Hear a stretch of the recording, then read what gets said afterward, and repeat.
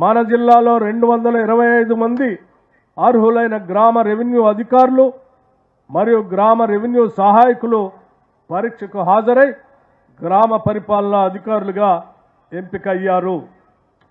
భూభారతి చట్టం పకడ్బందీ అమలుకు ఇక నుండి జరగబోయే అన్ని క్రయ విక్రయాలలో భూమి యొక్క పటాన్ని పాసు పుస్తకాల్లో నమోదు కొరకు లైసెన్స్ సర్వేయర్లను నియమించడం కొరకు దరఖాస్తులు చేసుకున్న 647 మందిలో 582 మందికి 50 రోజుల శిక్షణ కార్యక్రమం ఏర్పాటు చేసి శిక్షణ అనంతరం పరీక్షల్లో ఉత్తీర్ణత పొందిన వారిని లైసెన్స్డ్ సర్వేయర్లుగా నియమించటకు ప్రభుత్వం సన్నాహక చర్యలు చేపట్టింది.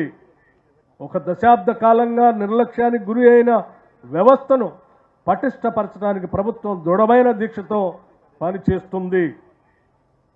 ప్రజాప్రభుత్వంలో ప్రజా ఆకాంక్షలను గుర్తించి అర్హులైన పేదలకు రేషన్ కార్డులు జారీ ప్రక్రియను ప్రారంభించాం. ఖమ్మం జిల్లాలో ఇప్పటివరకు నూతనంగా 5,298 కుటుంబాలకు తెల్ల రేషన్ కార్డులు మంజూరు చేయడం ద్వారా 16,127 కుటుంబ సభ్యులు ఉచితంగా పొందుతూ ఉన్నారు.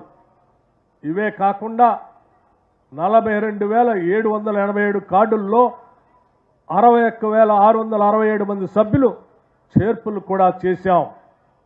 ఉగాది పర్వదినం నుండి రాష్ట్ర వ్యాప్తంగా పేదలకు దేశంలో ఎక్కడా లేని విధంగా నాణ్యమైన సన్న బియ్యాన్ని రేషన్ కార్డుల ద్వారా సరఫరా చేస్తున్నాం.